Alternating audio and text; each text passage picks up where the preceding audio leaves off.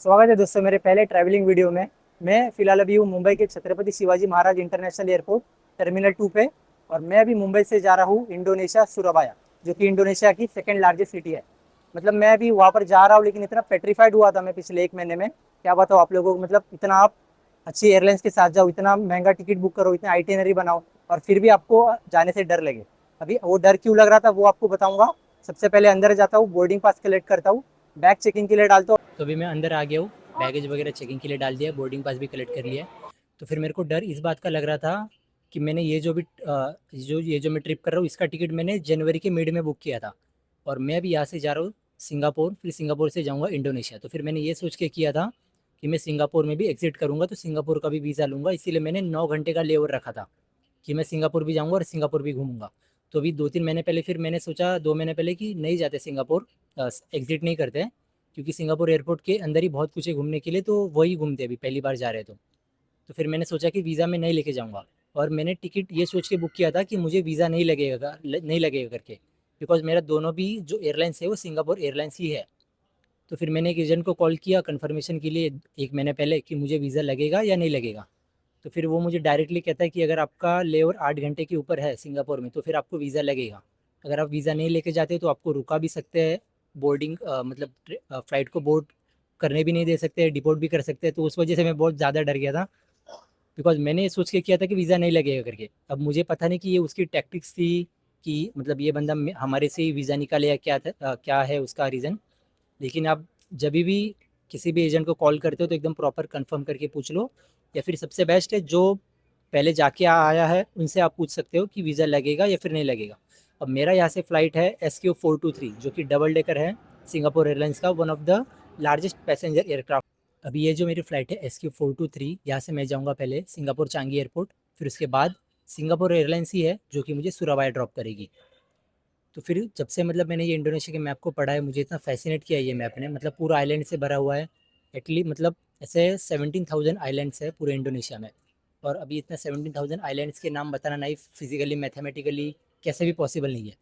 तो फिर वो उनमें से 5 आइलैंड्स जो कि है वो मतलब सबसे बड़े आइलैंड्स है। तो वो है सुमात्रा, सुलेवेसी, जावा आइलैंड, कलिमंतान और एक न्यू गिनी करके। तो ये 5 आइलैंड्स मेजर आइलैंड्स है पूरे इंडोनेशिया के। और छोटे मोटे जैसे बाली हो गया, नुसा पेनिडा, वो सब भी आइलैंड्स है। अब ये सुराबाया जो है, सुराबाया का जो पॉपुलेशन है वो है नियरली 3 मिलियन, 3 मिलियन पीपल्स। और सुराबाया जो है वो जावा आइलैंड का कैपिटल भी है। तो सुराबाया जावा आइलैंड का कैपिटल है, और वहाँ पर लैंग्वेज जो बोली जाती है वो बोली जाती है भाषा लैंग्वेज। अब मतलब सुराबाया इतना इंपॉर्टेंट है कि जब 1945 में इंडोनेशिया को इंडिपेंडेंस मिला, तब इन लोगों का मतलब इन लोगों ने काफ़ी हद तक मतलब लड़ाई की थी इंडोनेशिया को इंडिपेंडेंस दिलाने के लिए। 17 अगस्त 1945 को इंडोनेशिया को इंडिपेंडेंस मिला था। ये जावा आइलैंड इतना वास्ट है कि इस जावा आइलैंड में 3 मिलियंस पीपल लोग रहते हैं। मतलब इतने डेंसली पॉपुलेटेड। अगर मैं इसको किसी दूसरे आइलैंड से कंपेयर करूँ इंडोनेशिया के पर स्क्वायर किलोमीटर के हिसाब से, तो फिर जावा में लोग रहते हैं पर स्क्वायर किलोमीटर में 1200 लोग रहते हैं। और वही अगर मैं सुलावेसी किसी दूसरे आइलैंड की बात करूँ तो वहाँ पर स्क्वायर किलोमीटर में लोग रहते हैं 120 या फिर 100। मतलब देख सकते हो कि कितना डेंसली पॉपुलेटेड है। और सिर्फ इंडोनेशिया का ही नहीं, ये पूरे वर्ल्ड का one of the most densely populated island है, जो कि है जावा आइलैंड। तो भी सिंगापुर एयरलाइंस की अनाउंसमेंट हो गई है, तो चलो भी प्लेन बोर्ड करते हैं।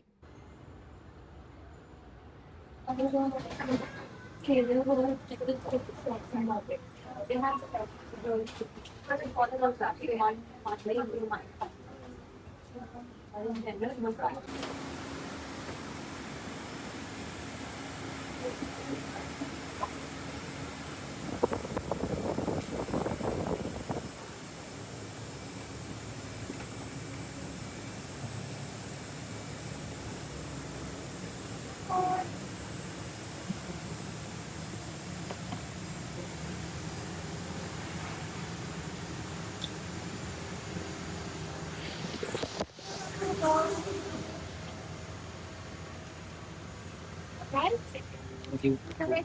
Thank you.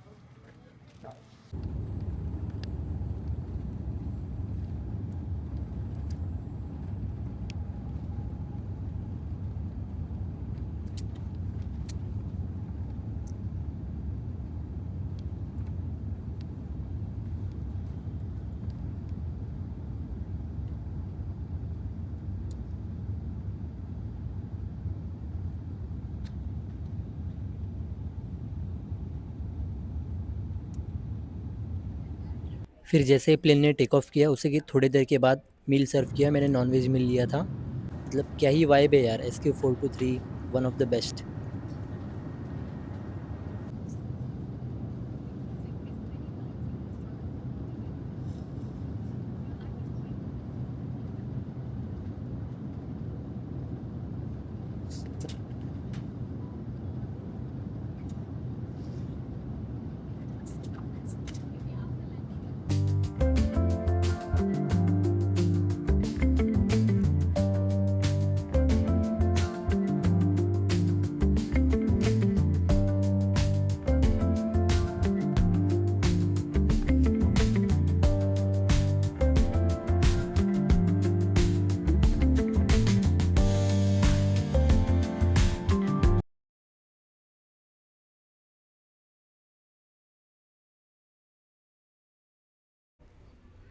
अगर आपकी भी कनेक्टिंग फ़्लाइट है मेरी तरह और सिंगापुर का वीज़ा नहीं है, बाहर नहीं जाना चाहते हो, तो फिर ये अराइवल के पास नहीं जाना है हमें, हमें ट्रांसफ़र के साइड जाना है और ट्रांसफ़र के अंदर ही रहना है।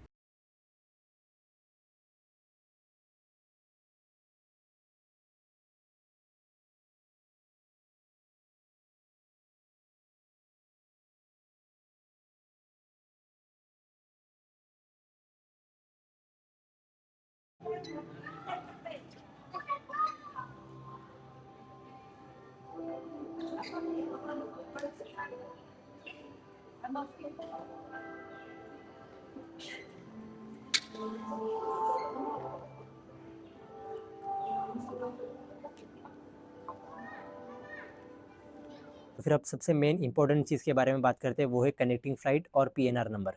अब जब भी आप मतलब किसी भी कंट्री में जा रहे हो और उस कंट्री में अगर आपका लेओवर है, तो उस कंट्री की गाइडलाइंस एकदम प्रॉपर तरीके से पढ़ के जाओ। करना क्या है, अभी मेरे केस में मैं बताता हूँ कि मैंने टिकट बुक किया है मुंबई से सिंगापुर, सिंगापुर से इंडोनेशिया, एक ही ट्रांजैक्शन में बुक किया है। स्टार्टिंग में मैंने डाला मुंबई और मेरा फाइनल डेस्टिनेशन था इंडोनेशिया सुराबाया।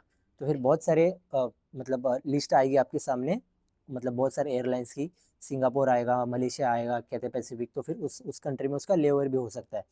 अब मैंने जैसे बुक किया था सिंगापुर, तो मेरा सिंगापुर एयरलाइंस, तो मेरा लेओवर सिंगापुर में है। तो फिर अभी इस केस में मैंने स्टार्टिंग में ही डाला था कि मुंबई से सुराबाया जाना है मुझे, तो उस केस में मेरा वो एक ही ट्रांजेक्शन बन गया या फिर वो एक ही आइटिनरी बन गई।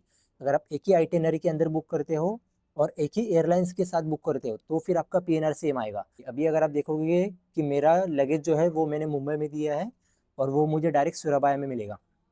अगर मैं जर्नी ब्रेक करके टिकट बुक करता तो फिर मेरा लगेज डायरेक्ट फाइनल डेस्टिनेशन पे नहीं जाता, तो वो मेरा लगेज सिंगापुर में रुकता और फिर मुझे लगेज लेने के लिए भी मुझे इमिग्रेशन क्रॉस करना पड़ता, और इमिग्रेशन क्रॉस करने के लिए भी आपके पास वीज़ा चाहिए। तो यहाँ पर लोग बहुत गलती करते हैं कि मतलब लो कॉस्ट कैरियर के पीछे जाना ही नहीं अपने को। लो कॉस्ट कैरियर जैसे एयर एशिया हो गया या फिर और भी बहुत सारे एयरलाइंस है, वीट जेट हो गया, तो फिर और सेल्फ ट्रांसफ़र अगर लिखा है हो स्पेसिफिक, तो वो टिकट तो बुक ही नहीं करना है आपको। प्रॉपर एकदम हाई कॉस्ट कैरियर, अच्छी खासी कैरियर की फ़्लाइट्स बुक करो, जिसमें अगर आप एक ही ट्रांजेक्शन में बुक करोगे एक ही एयरलाइन से, तो फिर आपका PNR सेम आएगा। अभी इसका एडवांटेज क्या है, अब समझो एक ही PNR का अगर टिकट है आपका, तो फिर मेरे केस में भी कैसा हुआ, एक ही PNR का है, तो मेरा लगेज स्टार्टिंग में मैंने दिया मुंबई में, अब मुझे डायरेक्ट मिलेगा वो सुराबाया में। अब मुझे यहाँ पर लेने का टेंशन ही नहीं है। अगर लेने का टेंशन नहीं है, मैं अंदर ही रहूँगा, तो फिर इमिग्रेशन और वीज़ा की बात तो आती नहीं है। और दूसरा एडवांटेज ये है, अब समझो अभी वेदर भी मतलब रेनी सीजन वगैरह चालू है, तो फिर समझो अगर पहली फ्लाइट मेरी डिले होती 3-4 घंटे, 2-3 घंटे, और उस वजह से अगर मेरी दूसरी फ्लाइट मिस हो जाती, अभी मेरा तो खासा अच्छा खासा लेवर है 9 घंटे का, आपके केस में अगर समझो 3-4 घंटे का ही लेवर है, और उसमें भी 3 घंटा अगर वो फ्लाइट लेट हो जाती है आपकी पहली, और दूसरी फ्लाइट मिस हो जाती है, तो उसका एडवांटेज ये है कि अगर वो दूसरी फ्लाइट चली भी जाती है तो आपको कंपनसेट दिया जाएगा।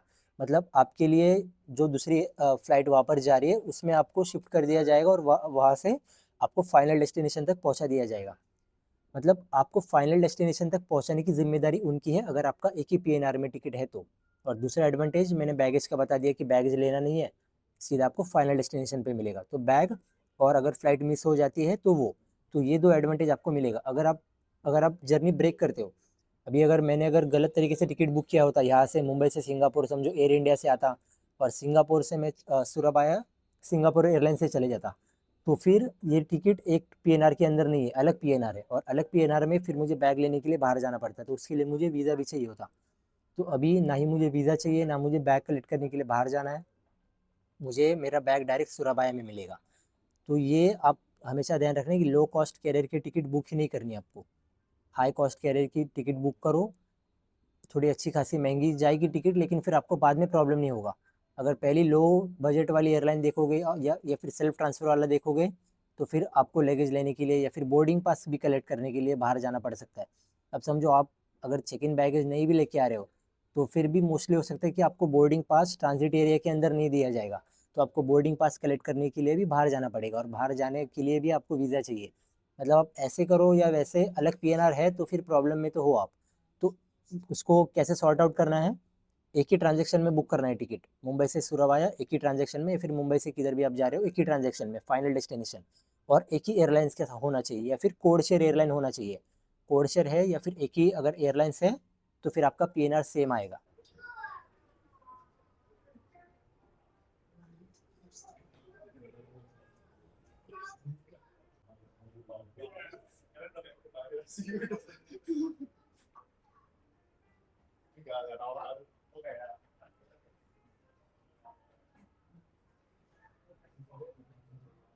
अभी तक तो आपको प्राइस भी बताना बाकी है कि मैंने कितने में टिकट बुक किया है, वो आपको बाद में बताऊंगा जब दूसरे फ्लाइट का भी एक्सपीरियंस करेंगे तभी।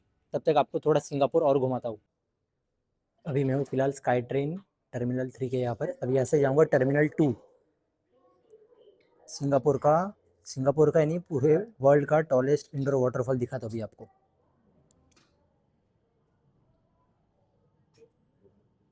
1 मिनट बचा है बस अभी ट्रेन को आने के लिए।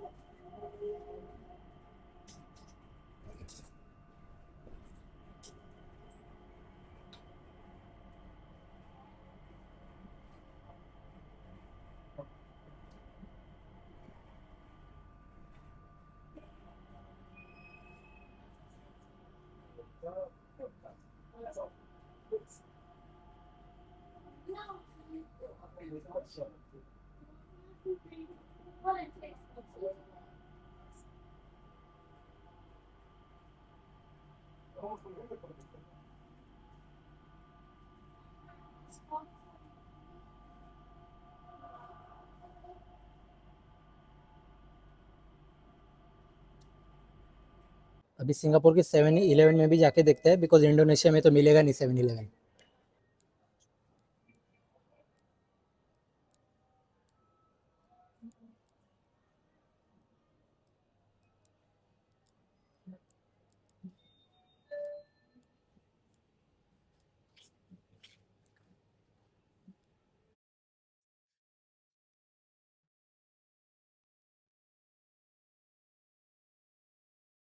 ये शॉप्स में सब मिलता है, 7-Eleven शॉप्स में सब, कोल्ड ड्रिंक से लेके सब कुछ।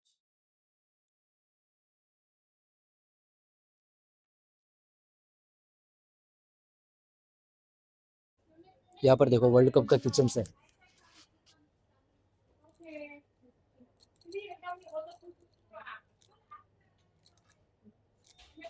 $10 का है, $10, 10 सिंगापुर डॉलर, मतलब 750, 800-900 रुपये का होगा ये एक।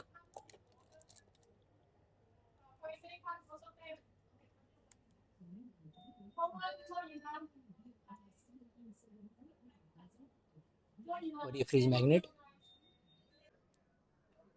तो अभी 7-Eleven से बाहर आया हूँ मैं। ये मैंने एक वाटर बॉटल लिया है, कुछ 600 ml का है, सिंगापुर डॉलर का, $2.30 कुछ था। मेरे अकाउंट में से कट हो गए 195 रुपीज़।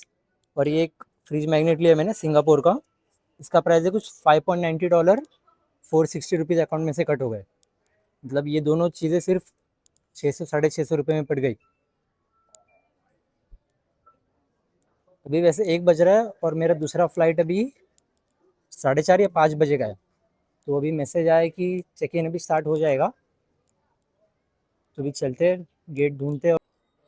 अभी मैं हूँ टर्मिनल 2 पे और अभी स्क्रीन पे बताया कि टर्मिनल 1 से फ्लाइट है, तो अभी चलते हैं टर्मिनल 1 से।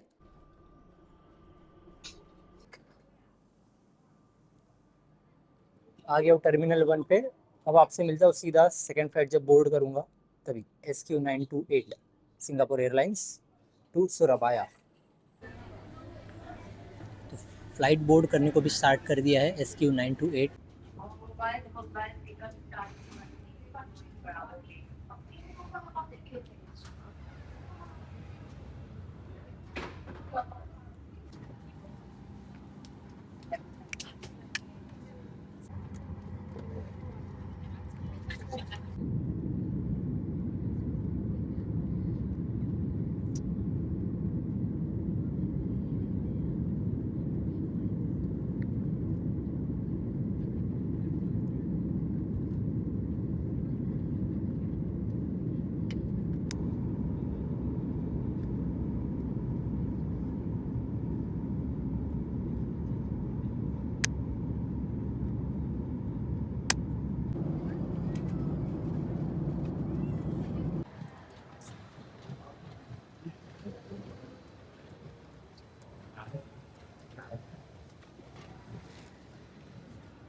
So welcome to country number 2, country Indonesia, the country of endless islands, beaches and beautiful volcanoes. तो मैं सिंगापुर से आया था सुराबाया SQ928 सिंगापुर एयरलाइंस के साथ। तो वो जो प्राइस जो मैंने आपको बताया कि मैंने जनवरी के मिड में बुक किया था, तो उसका प्राइस मैंने पे किया है 26,604 टू बी प्रिसाइज। मतलब 6 महीने बुक करने के बाद भी इतना महंगा टिकट मिला। अगर मैं 3-4 महीना अगर पहले बुक करता, मैं देख रहा था उसका प्राइस तो 30-34-35,000 बता रहा था। तो अगर आप 4-5 महीने यहाँ पर आने के लिए बुक करोगे टिकट तो ऑफकोर्स बेटर पड़ेगा। वैसे मलेशियन एयरलाइंस भी था जो कम में दिखा रहा था टिकट, बिकॉज मैंने नहीं लिया मलेशियन एयरलाइंस। तो क्यों नहीं लिया अभी मैं आप लोगों को आगे बताऊंगा। इमिग्रेशन पे मैं जैसे यहाँ पर आया, कुछ ज़्यादा क्वेश्चन भी नहीं पूछा, बस कब जा रहे हो और आपका रिटर्न टिकट या अनोवर टिकट दिखाने बोला था बस।